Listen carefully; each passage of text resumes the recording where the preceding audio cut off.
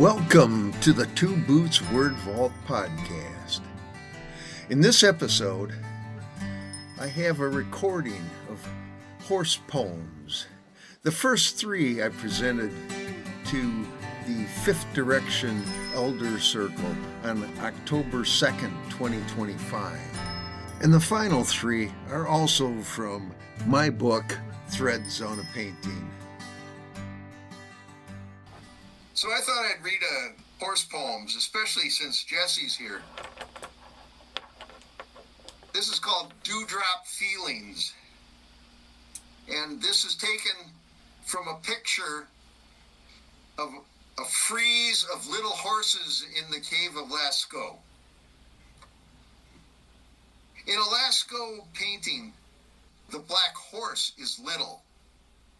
The model was large. My saddle memory of our gigantic black Percheron is small. When I rode Sonny down the gravel road, I felt like I was riding a sofa. On his broad back, the slow gait was comfortable, but never exciting. My legs splayed around his barrel chest as I held to his wavy mane. His body's long gone, and I can't find a photo of him anywhere. Last night over beers, I told friends that my experience of memory are Paisley experiences, swirling, ornate lines, dots, and curls, and round dewdrop feelings that cling to my body like pine sap. Whenever I near a horse, I smell Sonny. Water balloon feelings are pulled from mysterious nothingness, and I am a huge bowl of joy. The shape of my feelings wobbles, stretches, and moves inside. As my joy diminishes, the horse smell and the trotting memories pass from my grasp and into a darkened gallery of soul. I try to keep the flame of my awareness lit, but I always fail. You aren't a cave painter, Timothy. Poems may be all that remain when you are a memory for your grandchildren, and the story of your feelings on a horse may still be held in their bodies. We have body memories. And I want to read one more about horses, and then I have another horse one for at the end. Let's see if I can get the right one set here. Again, horses painted in the Cave of Lascaux.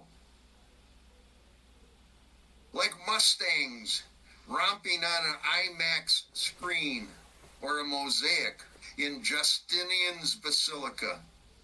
The magnificent herd in Lascaux excites every horseman. These are timeless images. A vein of gray stone ripples under the herd's hooves. It could be a river in the netherworld which they can't cross. A Paleolithic boatman must ferry you to them.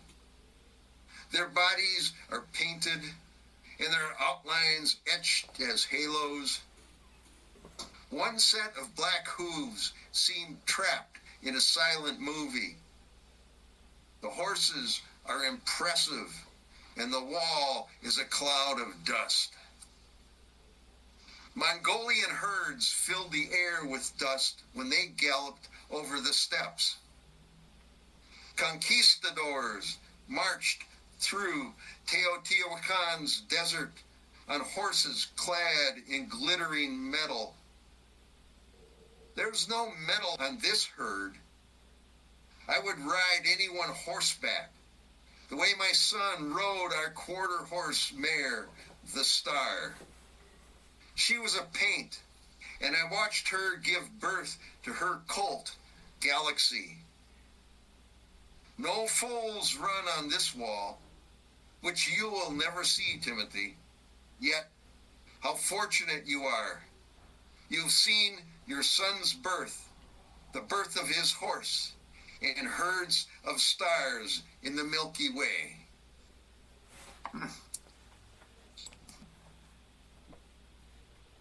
Again, this is based on a painting in the Cave of Lascaux, and they call it the Chinese horse. The third Chinese horse is fully ochre. A charcoal mane and the cave's white calcite animate the second horse. Although they are running, these painted horses have no eyes. Han Gan, the Tang Dynasty artist, knew how to paint a horse with spirit. His horse's eyes are still alive. Their nostrils flare and their hooves thrash in place. Cave painters were equal to Han Gan, to Etruscan sculptors, and many unnamed Haida and Tlingit carvers on the coast. In my Iranian carpet, horses sizzle in red and orange designs.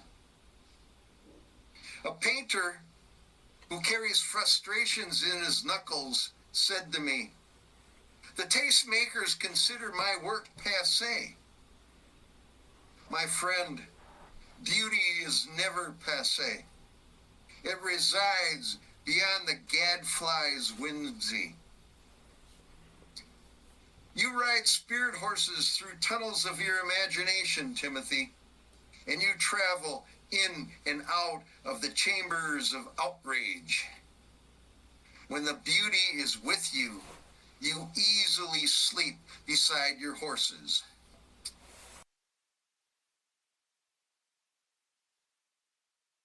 Here's another poem from my book, Threads on the Painting.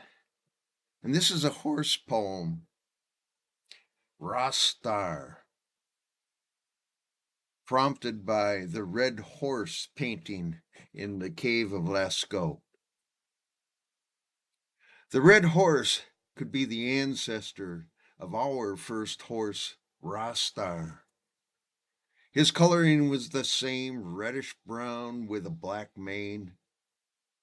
Rostar was an Arab thoroughbred with an antsy internal fire. The first time I rode him, he threw me into a snowbank along the creek road, then stared at me and tested my grit. Many times he tried again, but never succeeded. I learned his tricks, his grasshopper emotions, and his sideways starts. And I loved his glorious Egyptian rearing. I feel his spirit stretching back into the cave at Lascaux. That unpredictable spirit overcomes my grandson when he starts to dance sideways. He's a thoroughbred at the starting gate, and great bowls of fire open in my granddaughter's eyes. My raspberry patch is heavy with the year's first fruits. Canes scratch my arms as I pick sweet berries in the breeze. The red explosions on my tongue are worth any discomfort. Once raspberry roots find their place, they never lose their spirit. The soil's flavors, the sky's moistures, and the dancing breezes transform raspberry bushes into green, root-thrown exuberance. Timothy, you felt Rostar's gumption between your legs. You see it in the painted cave. You catch it with a hug and taste it in the raspberry ice cream you share with your grandchildren. Here's another horse poem from that book. It's entitled Curiosity is a Drive. after the red cow and the first Chinese horse painting in Lascaux. The cow on the wall looks Minoan, and the horse, of course, could be an old Chinese silk. The paintings of ancient Crete and early Eastern Asia are already familiar. These are older. In the axial gallery, the art may be an omen for an unfolding cultural mind. Maybe it forebodes the mythic idiocy of the people who will kill it. Something larger than human sealed Lascaux for eons. Then, in the midst of World War II, 4 teenage boys found an entrance to the cave and its legacy for the future. When I was a teenager, I scavenged deserted farmhouses in Isanti County. I crawled into an abandoned house with faded, blotchy wallpaper and floors stained by rain. The basement walls were moldy. It was a predestined ruin. I grabbed a cast off washboard for my fantasy jug band. My grandson brushes it when we play simple tunes together. Curiosity isn't intelligence, Timothy. It's a drive. Yesterday, when the chipmunk slowly and shyly entered your garage, he did what you do: investigate something dark and old. And one more. Again, this is prompted by a cave painting in Lascaux. It's entitled Heads of a Horse and Three Cows. The title of the poem is They Circle a Stone Navel. This cave reminds me of cathedrals I visited or the temples I studied in art history. A horse and the three cows circle a stone navel. Or is it an oculus or a reversed rock boss?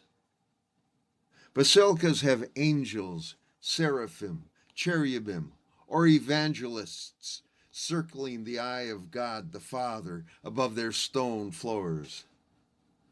Lascaux animals attend to Mother Earth's stony yellow eye. As a thoughtful boy, I learned about symbols and their purpose. I love the statues and colorful paintings in St. Andrew's Church. Even when I questioned my faith, I still thrilled at art's beauty. Before the Second Vatican Council removed them, the statuary, the stained glass, and the mythic beings enthralled me. The bishops said, distractions. But I knew their function was not idolatry. A Peace Corps man from America once asked an African shaman if he prayed to a holy mountain. The African answered with a grin, when you pray at your cathedral, do you pray to the building? In Pine County, St. Isidore's Church served Polish immigrants. Its beauty was stripped, bold colors erased, and sculptures removed. The nave resembled a conference room in a Best Western motel. Timothy, if you find one, ask a shaker if there's a time for austerity. Austerity is barren. Look for beauty through your animal eyes or your vivid imagination or through a navel in Lascaux's ceiling.